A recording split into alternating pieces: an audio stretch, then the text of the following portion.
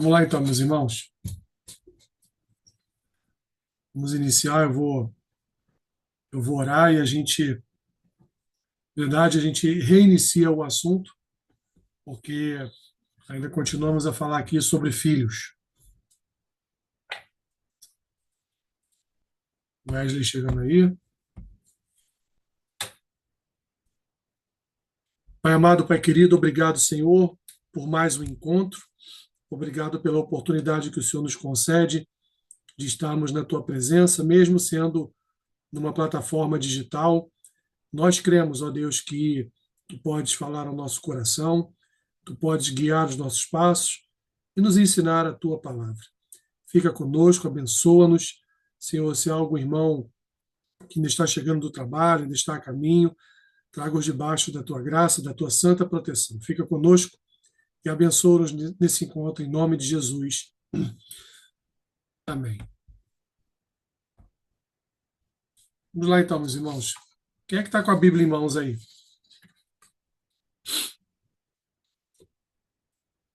Está aí, Aloysio? Pode fazer a leitura de Gênesis 2:15, por favor? Ok.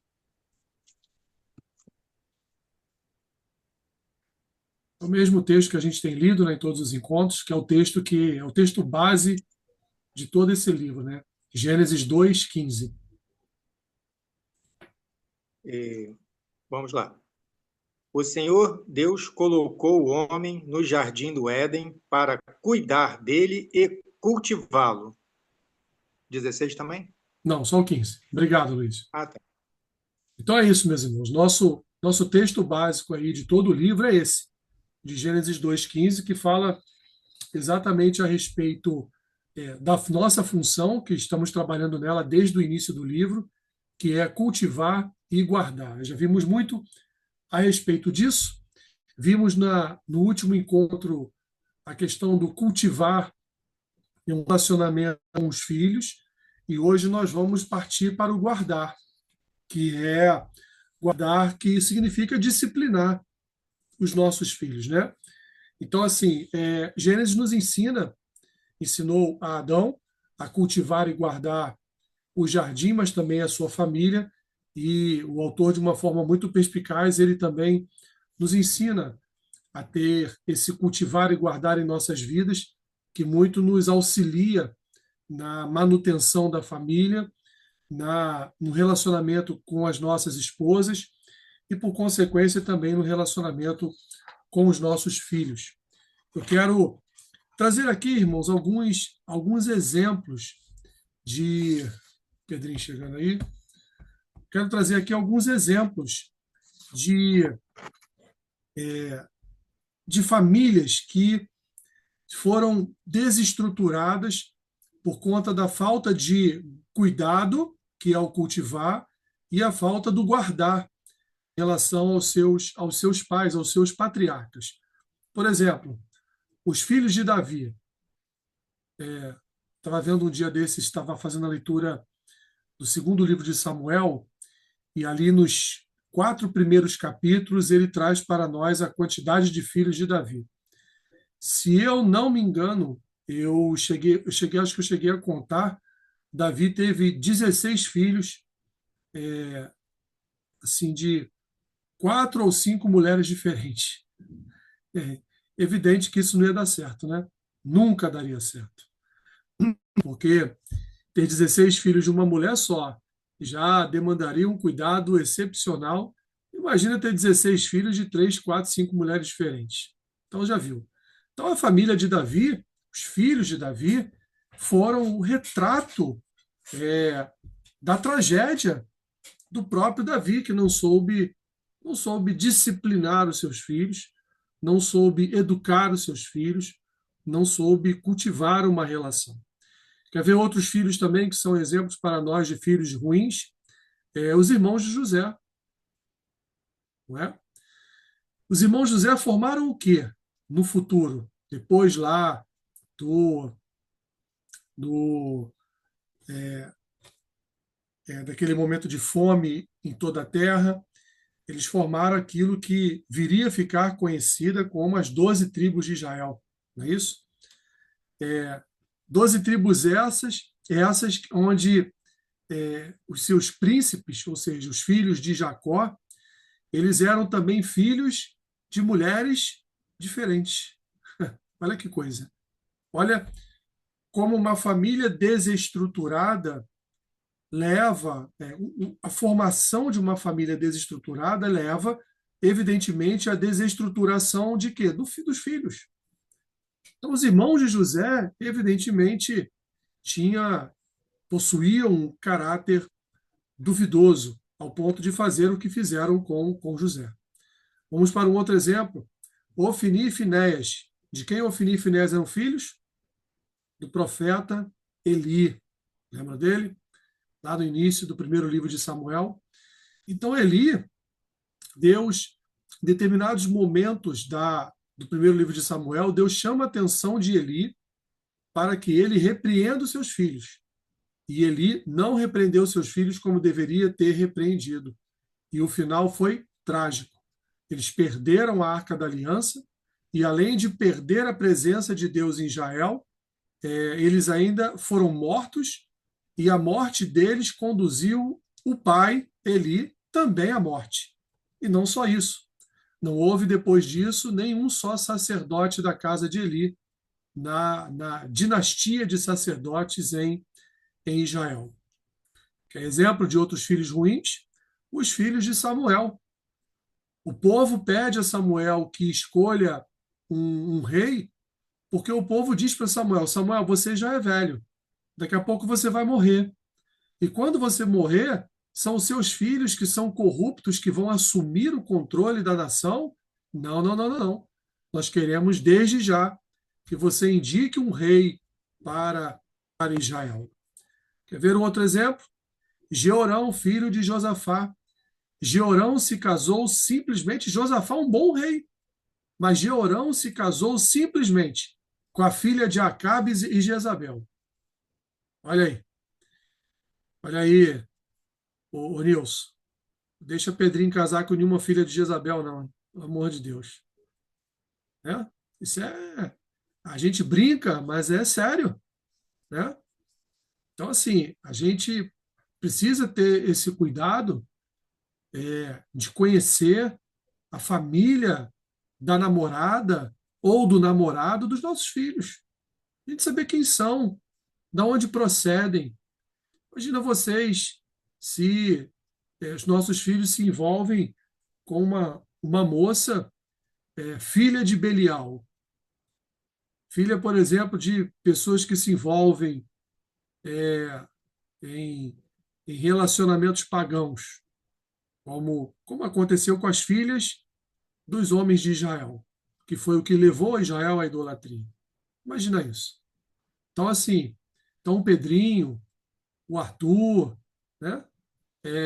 Os futuros filhos dos jovens aí precisam ter o cuidado de que, quando escolher, não escolher só como critério beleza, inteligência, né? Uma pessoa muito legal, é muito minha amiga, mas, infelizmente ou felizmente, as escrituras nos ensinam a olhar para todo um contexto.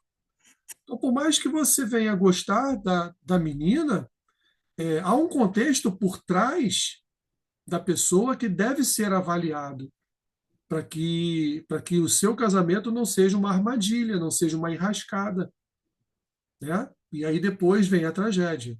Então, isso é muito importante. E Josafá permitiu que seu filho Jeorão se casasse com a filha de Jezabel e Acabe. Um outro exemplo de filho ruim, Manassés. Manassés foi filho de Ezequias. Ezequias foi um bom rei, Ezequias foi um grande rei, mas Manassés foi o pior rei de Judá. Manassés foi quem estabeleceu o culto a Moloque. Manassés entregou o seu filho à fogueira para Moloque, ofereceu o seu filho a Moloque. Então, meus irmãos, tudo isso nos apresenta contextos, a Bíblia nos apresenta N exemplos de filhos que foram ruins e às vezes com pais bons. Samuel não era um homem bom? Eli não era um homem bom? Com certeza. Josafá não era um homem bom? Com certeza. Davi era um homem bom? Davi era um homem bom, mas falhou na criação dos seus filhos. Salomão, que eu não citei aqui, filho de Davi, falhou na criação dos seus filhos. Falhou na criação de Roboão. Tanto é que, por conta dos pecados de Salomão, por conta da idolatria de Salomão, por conta de Salomão ter trazido maldição para o templo do Senhor, colocando ali imagens de Baalins e Astarotes lá dentro, acendendo incenso para os deuses do paganismo, Salomão então teve como destino futuro, depois da sua morte, o reino se dividindo novamente. E o reino se divide. Né? Reino do Norte, Israel, e Reino do Sul, Judá. Então, assim, por que que os filhos desses grandes homens foram assim? Vamos ver uma das respostas. A Luiz, nos ajude novamente aí. Primeiro livro de Reis, capítulo 1, versículo 6.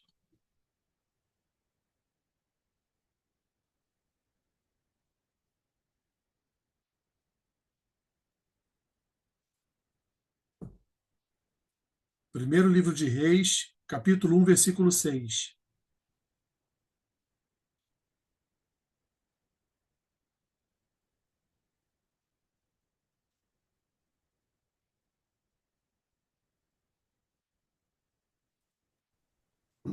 Versículo 6. Isso. Seu pai nunca o havia contrariado, nunca lhe perguntava: por que você age assim? Adonias também tinha boa aparência e havia nascido depois de Abisalão. Olha aí. Davi nunca repreendeu Adonias. Nunca. Então, essa é uma das justificativas para filhos ruins, para uma descendência má, maligna, que vai fazer aquilo que é mal, mesmo o pai tendo sido um bom homem. Mas esse bom homem não é só, não é suficiente, porque esse bom homem, de vez em quando, ele tem que ser rude, tem que ser cruel, ele tem que dar uma chinelada, né? A Havaiana tem que voar em casa de vez em quando. O couro do cinto tem que bater, né? Eu gosto muito de um pastor já falecido, um americano que na década de 60 veio para morar no interior de Goiás, junto com seus filhos. O nome dele era John Walker. E hoje seus filhos continuam o ministério dele em Jundiaí, São Paulo. Harold Walker, Christopher Walker, são homens de Deus, já tive contato pessoal com eles, homens extremamente assim santos, por conta do pai deles, que os acordava 4 da manhã para ir para a lavoura lá no interior de Goiás, Rubiataba, se eu não me engano, era a cidade que eles viviam em Goiás. Levantava eles 4 horas da manhã, porque eles comiam o que plantavam, trabalharam na roça, tinha horário de oração, horário de leitura bíblica. E o John Walker dizia uma coisa que eu achava muito engraçado, que Deus criou as nádegas não foi só para liberar as fezes. Deus criou as nádegas para que elas servissem também de alvo para o cinto do pai ou para o chinelo da mãe, entendeu? Então, quer bater no teu filho, bata no bumbum dele, que ele não vai sentir tanta dor quanto se você bater nas costas, bater no braço, né? Não é isso. Mas ele era muito engraçado, ele era um senhor muito engraçado. Então, assim, ó, seu filho tem nádegas, Deus criou, não foi só para as fezes, não. Deus criou também para apanhar nas nádegas. Né? Então, assim, os filhos precisam ser repreendidos quando eles fazem algo de errado. Né? Nem sempre essa repreensão precisa ser física. No primeiro momento, ela precisa ser didática. Não é bater no filho sem ensinar por que você está batendo, ou não é repreender o filho sem dizer por quê. Mas ensinar, a Bíblia nos ensina que nós devemos ensinar o caminho que nossos filhos devem andar. Então, ensinar o caminho também demanda repreensão, também demanda disciplina, também demanda esporro, demanda bronca, demanda chamar de atenção, né? Em último caso, a palmada nas nádegas, né? Em último caso, a violência é aplicada, e aí a Bíblia mais uma vez fala sobre isso, de forma que você o fustigue com a vara, mas que não venha com a vara tirar a vida dele. Acabou. Então você vai ensinar o seu filho. E nós, meus irmãos, que já temos filhos já grandes, filhos já criados, né? Nós precisamos passar isso para os nossos filhos, para que no futuro eles passem isso para os filhos deles. E assim por diante, né? Quando um jovem vier conversar com a gente ter essa mentalidade de ensinar. Então, esses homens, eles falharam na disciplina dos seus filhos. Infelizmente, esses homens, eles, achando que, que serem bons, não repreendendo, não brigando, não perturbando os seus filhos, eles estavam educando, estavam ajudando, mas não estavam, muito pelo contrário. Porque a função do pai, enquanto seu filho não é adulto, é ajudá-lo a guardar o coração, é ajudar a guardar o coração do seu filho, guardar o coração do seu pequenino filho, porque ele ainda não sabe fazer isso, né? Ah, mas tem muitos pais crentes que deixam a filha assistir Felipe Neto. Aí como é que você consegue ajudar seu filho a guardar o coração dele? Como é que você, como pai, vai proteger o seu filho se algumas famílias cristãs deixam seus filhos assistirem toda espécie de baboseira hoje na internet, né? Outra coisa que nós, já no nosso avançar de idade, podemos ensinar a pais cristãos: ó, não permita que seu filho veja esse lixo, não, porque isso aí contamina o coração dele. Amanhã, quando ele se desviar do caminho, não adianta você chorar, não adianta você pedir oração, não, porque a culpa foi sua. Você permitiu isso, deixando o seu filho ser alimentado por lixo. Porque o nosso coração é uma ameaça, meus irmãos, e a criança passa por desafios no seu coração, desafios internos. Lembra lá quando os nossos filhos eram pequenininhos e sempre insistiam em botar o dedinho na tomada? O Arthur, ele caminhava até a tomada, sentava do lado, olhava para a gente, como quem dissesse assim: ó, vou colocar o dedo na tomada. É a natureza adâmica ali na sua é, é, mais forte obsessão de fazer o que é mal, né? E a gente, não, não. Aí ele ria e saía de perto da tomada. Mas ele ia lá e dizia: ó, vou colocar o dedo. Então, nossos filhos são assim, quando são pequenos, então, eles são assim, porque é a natureza adâmica fluindo. Criança nunca quer fazer o que é certo, já notaram isso? Criança sempre quer fazer o que é errado. E aí, se a gente não ensinar o que é certo, se a gente não disser: olha, se você fizer isso aqui, você vai tomar um choque, você pode até morrer. Se a gente não ensinar: olha, não chega na beirada da piscina, que se você escorregar e o papai não estiver aqui, você pode morrer afogado, né? Olha, para de ficar puxando o rabo do cachorro, vai ter uma hora que ele vai te morder. Então, porque a criança sempre quer fazer aquilo, porque é a natureza adâmica ali, na sua, no seu mais alto padrão. Então, meus irmãos, nós temos desafios externos, os valores que são pregados hoje nessa sociedade, que fomentam um descaminho no coração das crianças. E nós precisamos guardar, né, o coração dos nossos filhos. Todos nós aqui, né, excluindo aí o Lucas e o Wesley, já temos aí filho. O Wesley também tem filhos já grandes, mas a gente precisa ensinar os nossos filhos grandes, que eles ensinem os nossos netos no futuro a guardarem, a guardarem os seus corações. E guardar o coração de que forma? Ensinando a ser obediente, ensinando eles a buscar a obediência, meus irmãos. Nilson, está com a Bíblia aí? Eu tô. Tu tá, Wesley? Lê para a gente aí, Tô. Wesley, por favor, Gênesis 18, 19.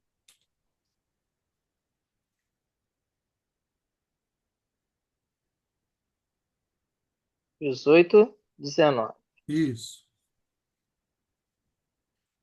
Porque eu o escolhi para que ordene a seus filhos e a sua casa depois dele, a fim de que guardem o caminho do Senhor e pratique a justiça e o juízo, para que o Senhor faça vir sobre Abraão e o que tem falado a seu respeito. Então, Deus ordena a quem aí que ele ensine o seu filho a obediência. Deus determina um pai. Então, meus irmãos, quem deve governar o coração do filho é o pai. Assim como o nosso coração é governado por Deus. Então, essa é uma função nossa, essa é uma obrigação nossa. Já, mesmo com os filhos já quase adultos, quando a gente vê algum caminhar fora do padrão cristão, fora do padrão da obediência às Escrituras, nós devemos chamá-los, sentá-los, conversar e justificar ali que aquele caminho que eles estão seguindo é um caminho incorreto. Trazê-los às Escrituras, levar as Escrituras até o coração deles, para que eles entendam que aquele caminho ali vai levá-los a uma possível destruição. Então, assim como Deus governa o coração do pai, o pai deve governar o coração do filho. Nós não podemos permitir, meus irmãos, que os seus corações, os seus desejos governem suas vidas. Devemos ensinar sempre os nossos filhos a tomar cuidado com os desejos do coração, a tomar cuidado com sentimentos facciosos, com sentimentos malignos. Devemos sempre ensiná-los a buscarem, em primeiro lugar, o amor de Deus e a correspondência com as Escrituras para as suas vidas. Né? Quem pode ler aí? Wesley, leia para mim Provérbios 29, 17, por favor.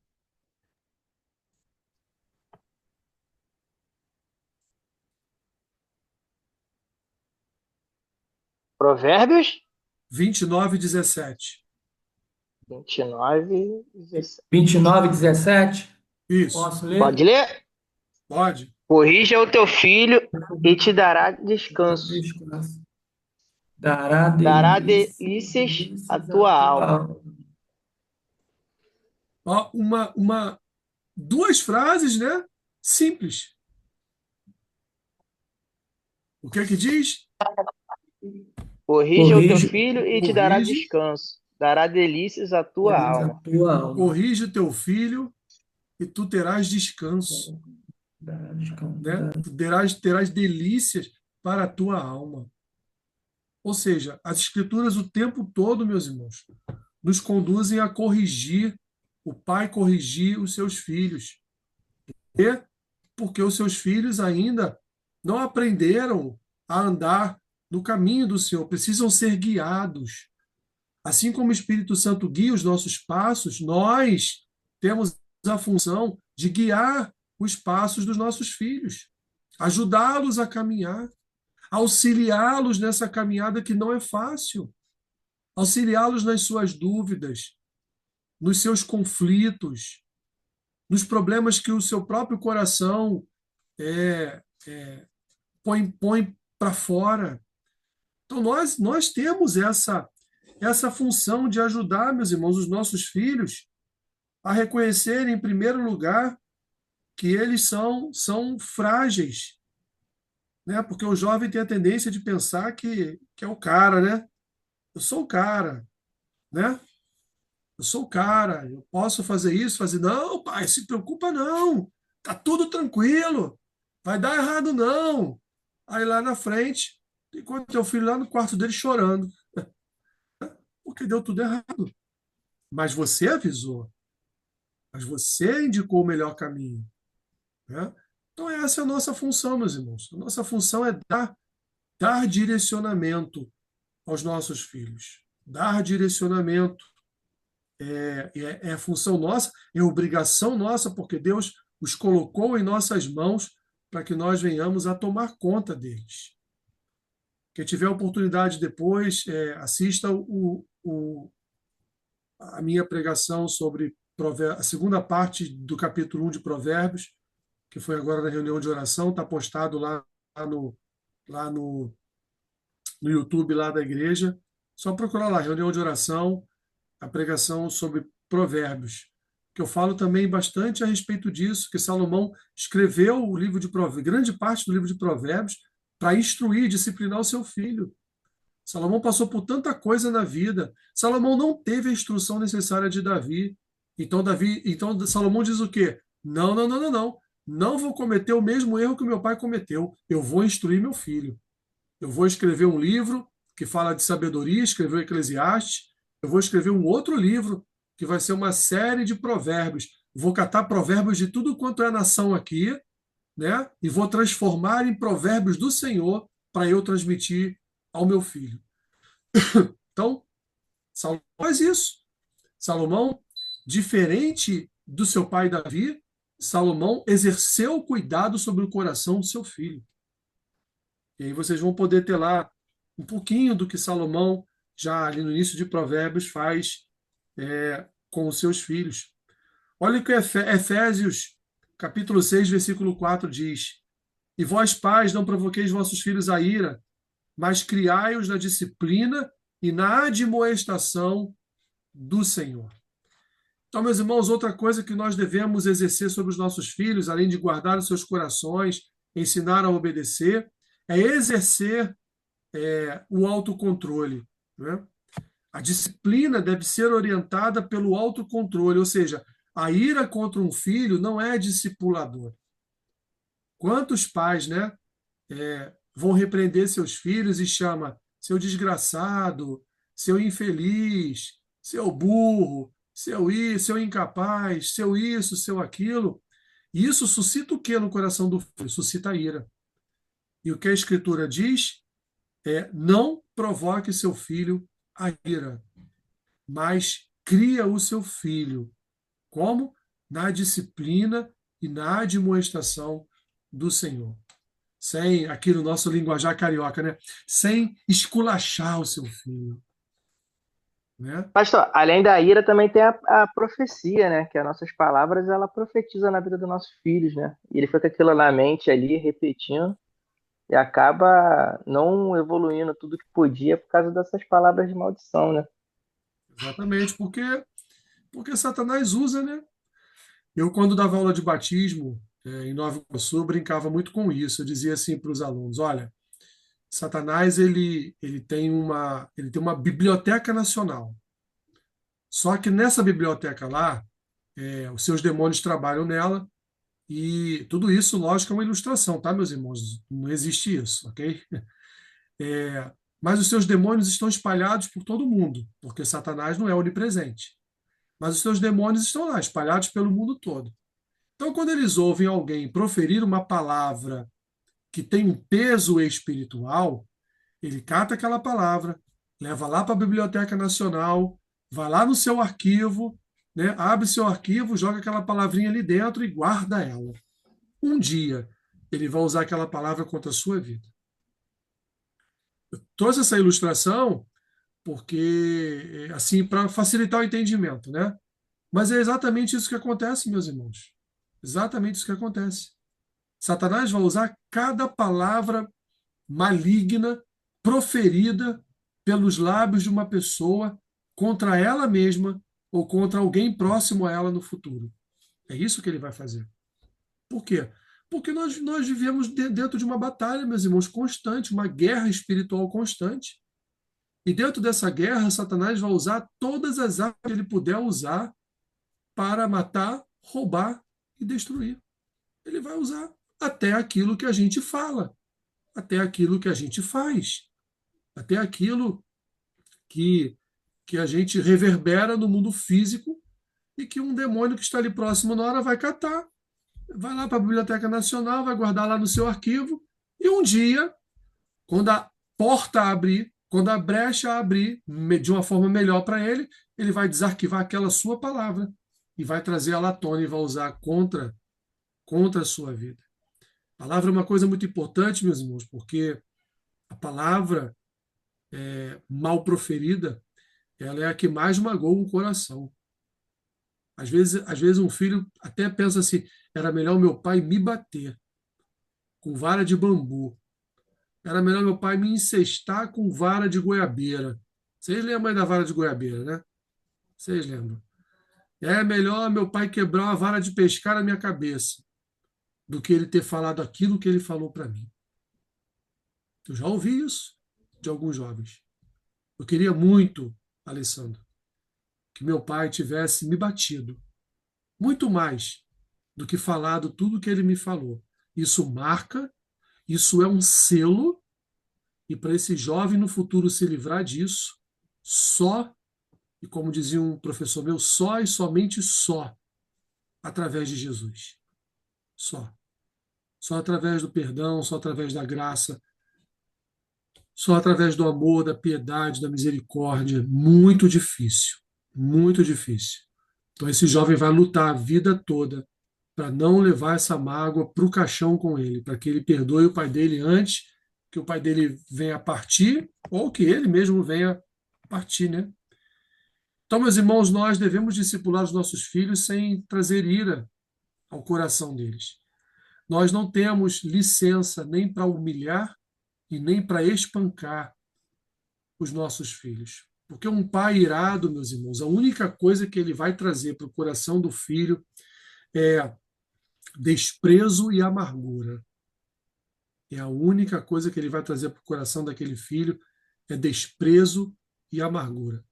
Tenho certeza que cada um de vocês conhece filhos que são amargurados com os seus pais ou que desprezam os seus pais por causa de palavras que foram ditas contra a vida deles. Isso é muito triste, né? Então nós temos, meus irmãos, maneiras de guardar o coração dos nossos pequenos filhos, né? Alguns aí ex-pequenos filhos, mas quem ainda tem pequenos filhos, nós temos métodos, né? Que é a repreensão disciplinar, a repreensão física, né? Não reter a vara, porque a vara ela é disciplinadora, sim. A vara é discipuladora, sim. A vara, às vezes, quando só a palavra não fala, a vara fala, né? Então, assim, Com já apanhou amor. alguma vez, Pedrinho? Com amor, né? Pode falar.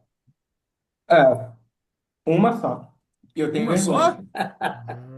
Uma só e eu tenho vergonha. É um bom filho, né? Obediente, né? É isso aí. Ah, tu também já Isso. apanhou já E algumas só apanhou, vezes. e só apanhou uma vez. E até hoje ele se envergonha porque ele apanhou. É, exatamente. É isso aí. Então foi disciplinado, né? Foi E a disciplinado. Olha vara da aqui, disciplina com amor, né? exatamente. Né? Porque assim, bater com a vara, como a Escritura ensina, sem machucar, sem ferir, né? Sem matar, que é o que a Bíblia proíbe, né?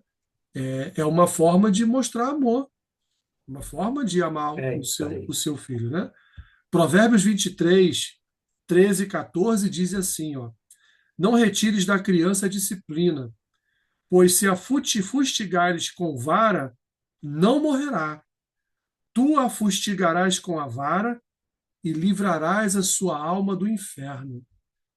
Então, Pedrinho, na única vez que você apanhou, o teu pai estava livrando a tua alma do inferno. Olha que peso, né? Então agradeça a ele por ter apanhado, entendeu?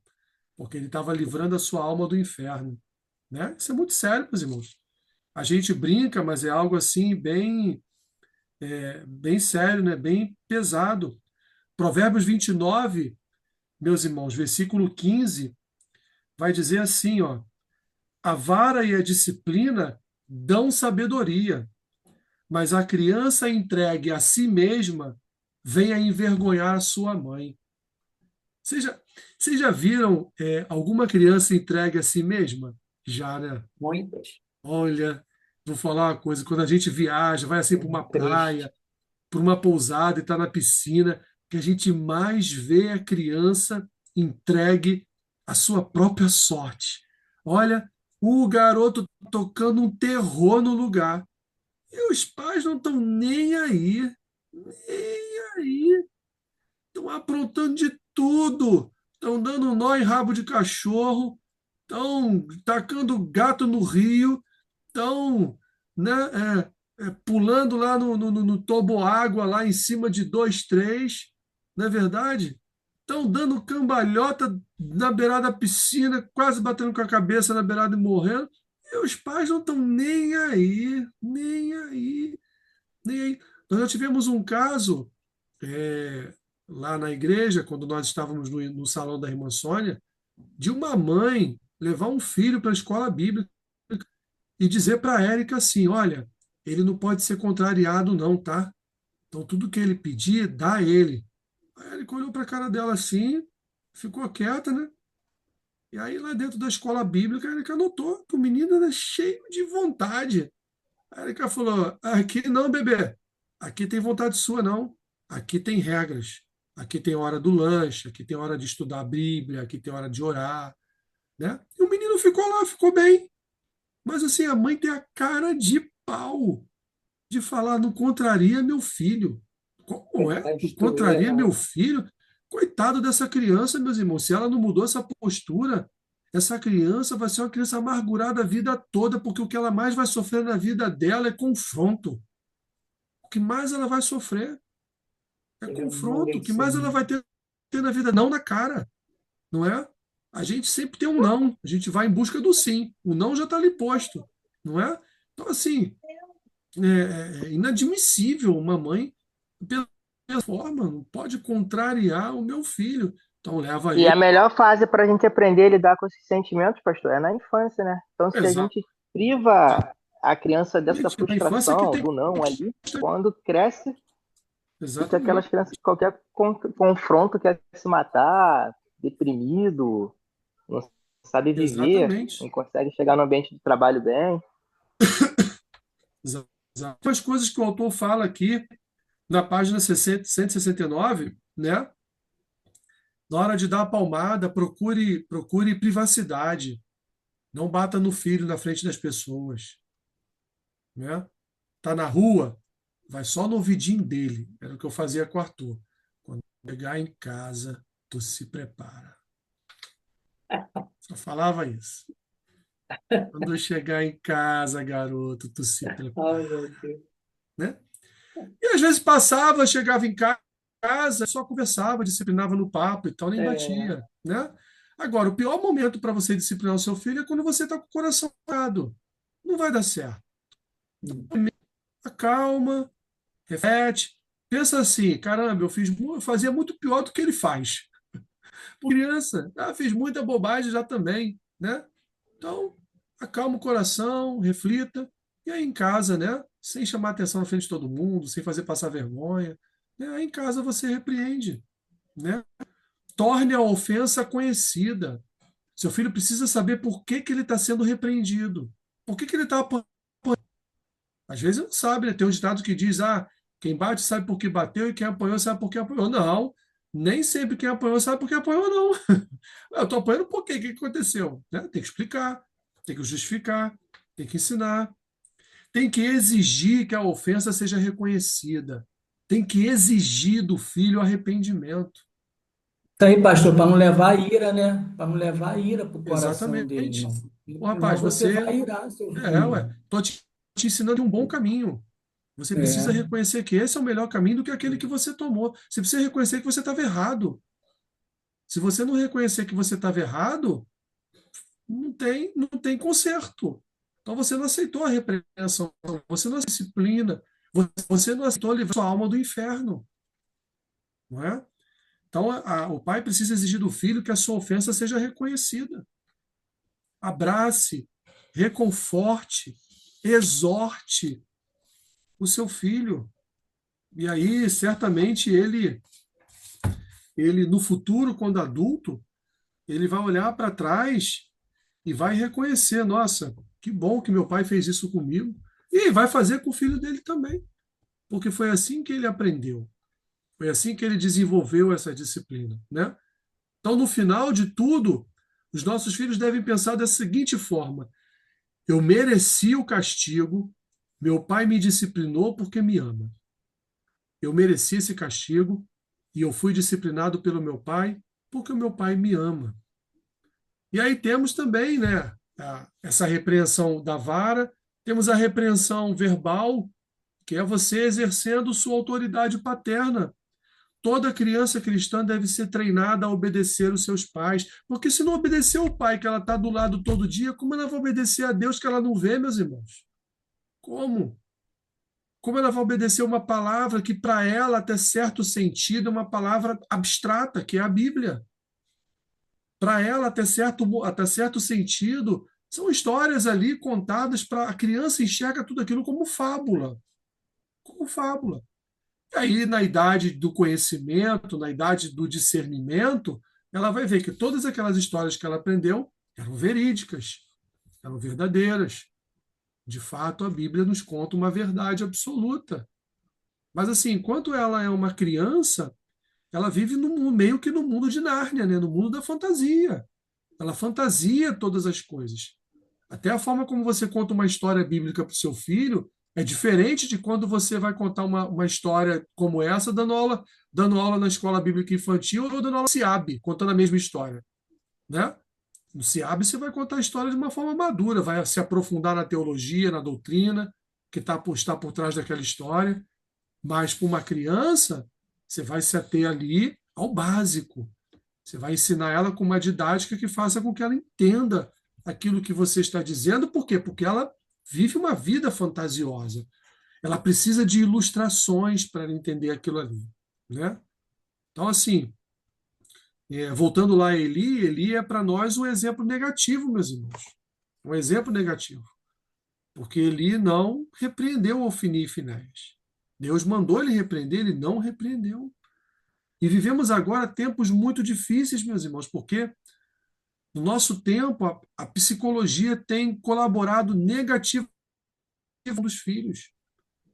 Muitos pais são levados a se sentirem culpados porque devem disciplinar seus filhos. A psicologia leva um pai a ficar frustrado porque ele disciplina seu filho. Essa sociedade terapêutica, meus irmãos, tem tirado o exercício de poder dos pais, o exercício do pátrio poder dos pais.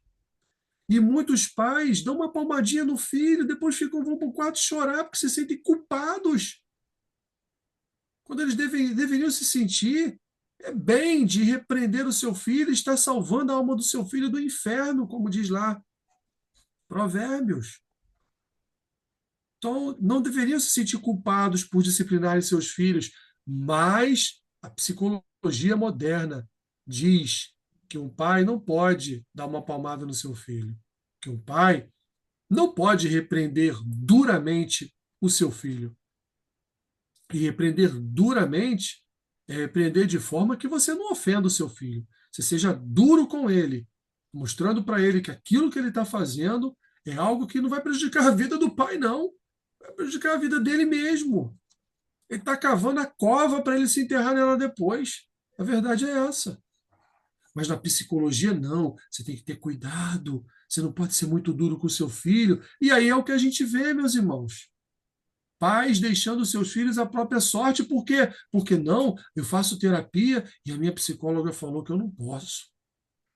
Estou sendo muito dura com meu filho. Nossa, meu filho faz alguma coisa de errado, eu tirei o videogame dele, eu fui muito duro com ele. Ah, não dá, né, meus irmãos?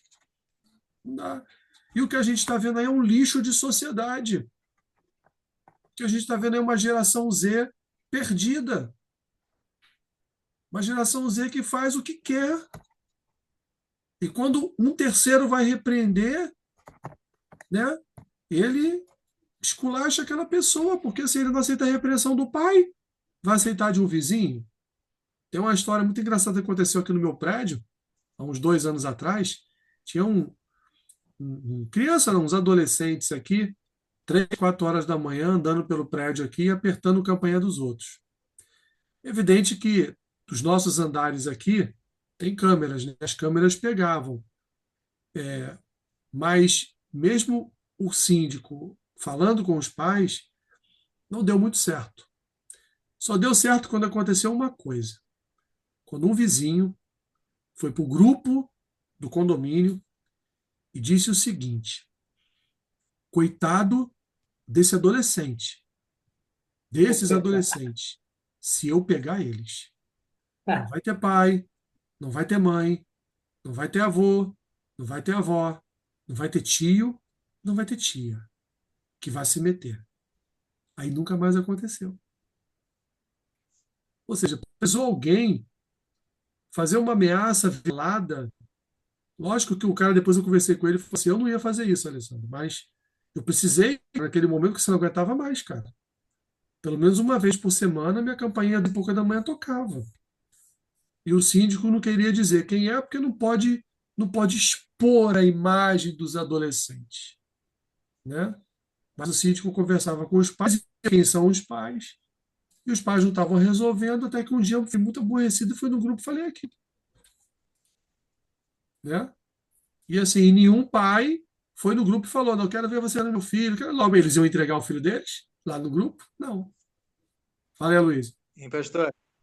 Eu não lembro agora essa frase, quem disse, mas é uma verdade, que nós somos a última geração de filhos que obedecemos os pais. E hoje é ao contrário, são os pais que obedecem os filhos. Nós somos a última geração que obedecia os pais. E hoje são os pais que obedecem os filhos. Eu não sei eu não lembro quem trouxe essa frase. Foi o pastor Duarte que comentou isso há muitos anos atrás lá na igreja. Eu não lembro quem foi que falou isso, mas o senhor falando isso agora me veio à memória. É isso, meus irmãos. Então, assim, E, posso nosso... falar, pastor? Um minutinho? Sim, sim, Wesley.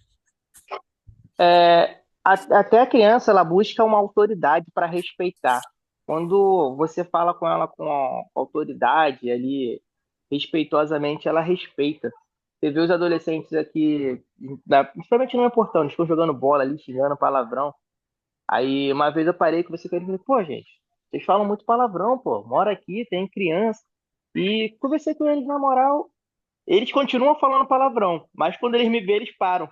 Eles ficam me olhando e eles me respeitam. Então, assim, eles não têm essa autoridade em casa, o pai não bota essa autoridade, mas eles também respeitam a autoridade. Eles sabem que tem que ter alguém que tem um limite ali para eles, né? E a gente está na igreja, a gente tem esse limite. A gente sabe ali dentro da palavra qual é o nosso limite, mas as pessoas que estão no mundo, ela não têm. E a falta desse limite é o que vai gerando esse caos, né? Eles não têm o porquê fazer, então aquela frustração de ter sido reprimido. E eu também acho até que é uma arma do inimigo, né? Porque Jesus nos ensinou a chamar Deus de Pai e ele quebra esse grau da família, ele destrói esse pai, então a pessoa perde aquela hierarquia, perde aquela disciplina ali, a quem respeitar.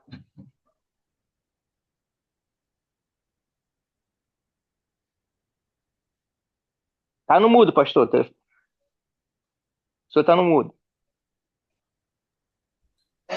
Esse final de semana agora, aquele domingo de 40 graus que bateu no Rio de Janeiro, não sei se vocês viram as imagens do ônibus lá de Copacabana. Parecia assim um ninho de rato. E saía rato para tudo quanto é. Aqueles são ratos mesmo, né? Saía rato para tudo quanto é lado. Criança, adolescente, jovem, invadindo restaurantes em Copacabana, roubando celulares de pessoas, furtando as pessoas nos restaurantes.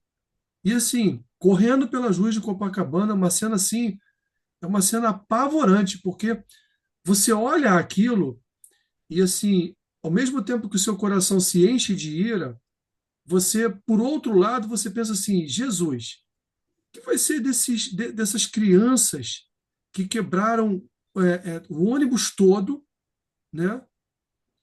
Saíram você vê eles saindo de dentro do ônibus, parecem ratos saindo de dentro de uma armadilha. Assim, eu não sei como coube tanta gente dentro daquele ônibus. E eles Pelo saindo. teto, pelas janelas. Exatamente. Quebraram o janelão de emergência, saíram pela janela, saíram pelo teto, saíram pelo motorista, saíram pela porta, por tudo quanto é lugar. E tinha um restaurante de esquina chamado Eclipse. Eles invadiram o restaurante. E as pessoas deixam celulares nas mesas, né? Pegando o celular das pessoas e correndo, pegando carteira e correndo. dando tapa, soco nas pessoas. E assim, as pessoas não podem fazer nada.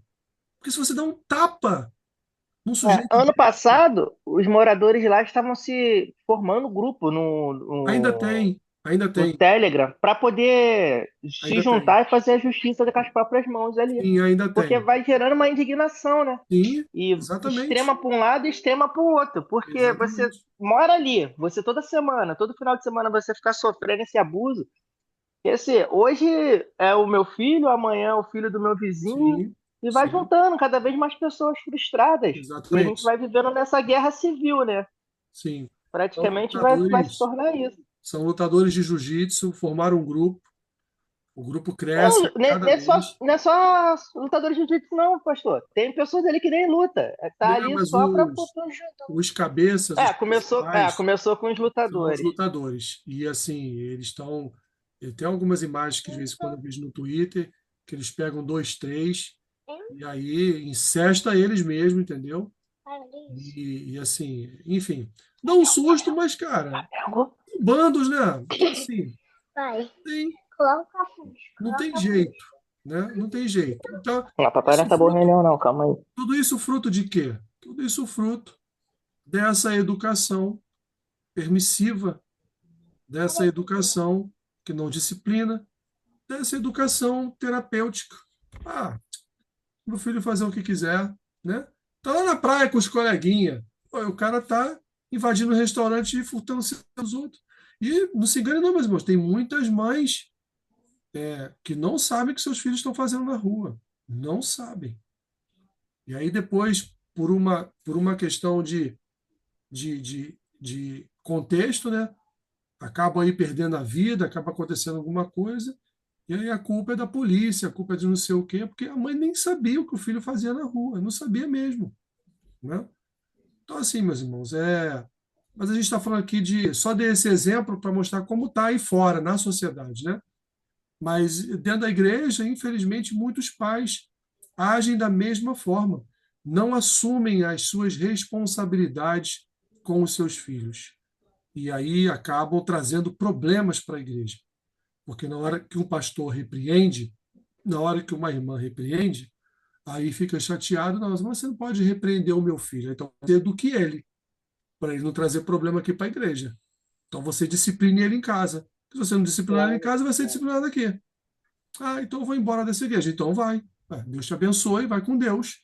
Né? E vamos ver se outra igreja vai aceitar o teu filho, pô, fazendo o que ele faz aqui na igreja. Não é? Então, assim, infelizmente, meus irmãos, tem muitos pais cristãos que agem com ele, não querem repreender, não querem repreender os seus filhos. Acham que os seus filhos ficarão com uma imagem de que eles foram torturadores na sua infância, foram pais ruins, foram. Né, quando na verdade é o contrário, o filho vai crescer, vai olhar para trás. Eu até brinquei com o negócio da vara de pescar, porque minha mãe uma vez quebrou uma vara de pescar em mim mesmo. Eu tinha acabado de ganhar do meu pai a vara de pescar e ela quebrou a vara de pescar em mim. Marcas de havaiana na perna, eu tinha várias. Eu aprontei muito, eu apanhei muito da minha mãe, muito. Eu agradeço, eu agradeço. Cada chinelada que ela me deu, eu agradeço. Porque eu aprontei muito, fiz ela sofrer muito na minha infância. Né? E todas as palmadas e repreensões que ela me deu me ajudaram a crescer.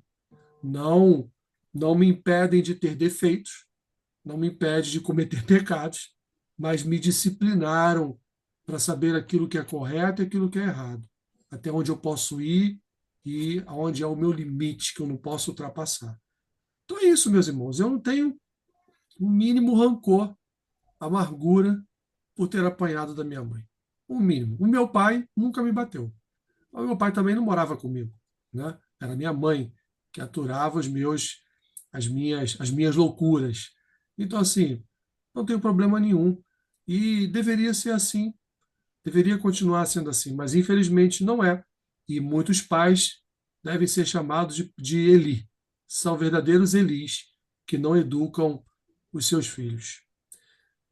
Tá bom, meus irmãos? Vou agora ver se eu consigo comer alguma coisa, porque eu cheguei do mercado, era 7h40. Eu tomei um banho rapidinho, né?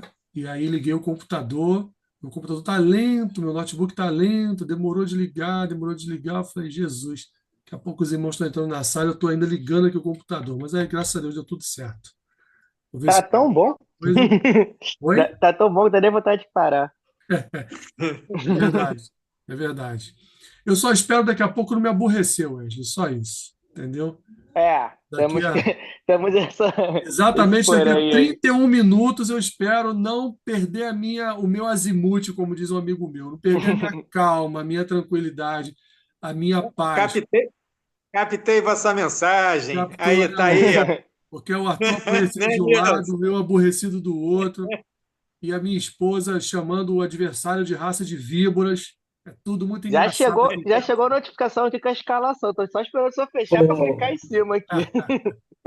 Tá certo. Cuidado, Mais uma vez, muito cuidado que tem um, obrigado, tá, pela cuidado que participação. tem um secador entre nós aí. Tem um Tem o secador secador entre entre Olha, nós. Tem o secador. olha, tem um secador poxa, aí. aí, tá É vendo? Que verdade, isso? é verdade. Mas eles conseguiram uma grande vitória nesse final de semana. Empataram com o Flamengo. Hum. Ah, é. Foi empate, empate, tá certo, é verdade. Tá bom, meus irmãos? Mais uma vez, muito obrigado. Semana que vem a gente volta a se encontrar. Eu acho que mais dois encontros a gente fecha esse livro. Eu já tenho um outro livro aqui já é, na direção aqui para gente. Eu vou ver seus recados daqui a pouco, tá, meu irmão? Eu estava fazendo compra e não consegui ver os seus recados, tá bom? Que eu vi lá no particular. tá bom. Vamos orar então, meus irmãos. Pai Santo, Pai querido, obrigado, Senhor, pela oportunidade que o Senhor nos concede de nos reunirmos para bater um papo, aprender um pouco mais a respeito da tua palavra. São momentos importantes, Pai, porque mesmo alguns irmãos já tendo seus filhos criados, mas eles podem ser uma forma de auxílio para os seus filhos educarem os seus netos. E também, Senhor, uma forma de auxílio para a própria juventude da igreja, tratando-os e cuidando deles como o Senhor nos ensinou. Abençoe a vida de cada um dos meus irmãos, abençoe suas famílias, suas casas. Seja com eles, Senhor, que tenhamos um restante de noite abençoado, Senhor, e um final de semana abençoado na tua presença. É o que te pedimos e te agradecemos por tudo em nome de Jesus. Amém. Amém. Um abraço, meus irmãos. Deus abençoe a todos. Abraço a todos. Amém. Paz, Até a a paz. Senhor próxima. Deus abençoe todo.